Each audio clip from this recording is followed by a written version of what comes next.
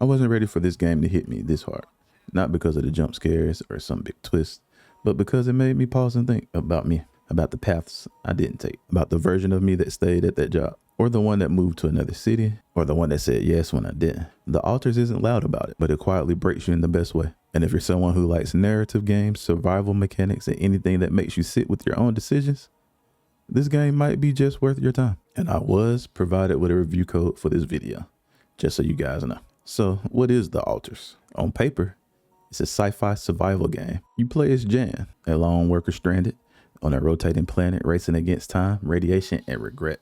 But the twist, the part that makes this game different, is that you're really not alone. You build versions of yourself, Alters, hence the name of the game. But they're not clones. They're you, but from another life. The what-if versions of you, you could say. The Jan that stayed in school, the Jan that stayed home, you know, decisions like that. The mechanics support this. You interact with them, work with them, sometimes confront them. And through it all, you learn something about Jan, but also, if you're paying attention, something about yourself. The first thing that hit me was the vibe.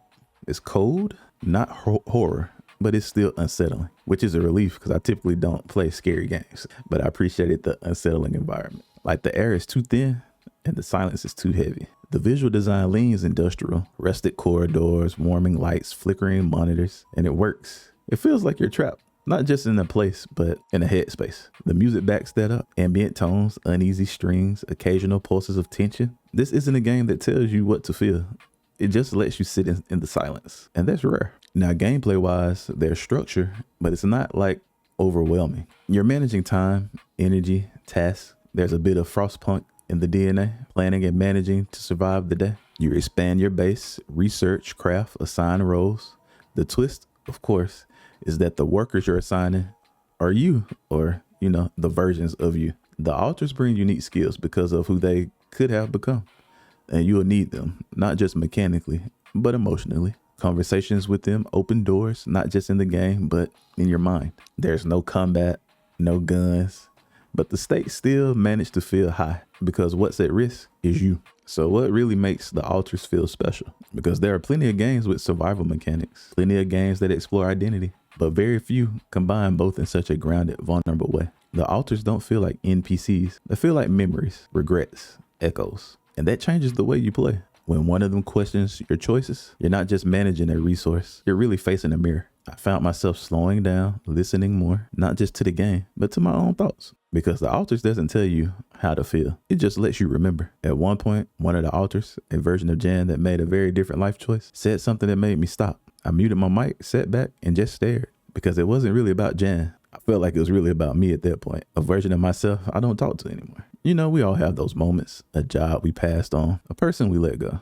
a road we didn't take. And this game doesn't dramatize that. It doesn't preach. It just gives that part of you a voice. And I don't know about y'all, but I needed that. Now, should you try this game? If you're looking for action, this might not be your thing. But if you love Firewatch, Return of the Obra Dinn, Frostpunk, or even Death Stranding, this one's in that space. A quiet, immersive, reflective game that lingers. It runs well, the interface is clean, and the pacing is tight enough that you never feel lost, but loose enough to breathe. And it's also not a massive time commitment. That was another plus for me. I really didn't expect the Alters to become one of my favorite games so far this year, but it did. Not because it was perfect, because it felt real. We play games to escape, but sometimes the right game doesn't help you escape. It helps you understand. And the Alters did that for me. So yeah, it's worth a try. If this video hit you at all, drop a comment about a moment in your life you sometimes think back on. And what path would your Alter have taken? And if you want more emotional deep dives like this one, subscribe, hit that like button, and I keep showing you games that don't just entertain, they also say something.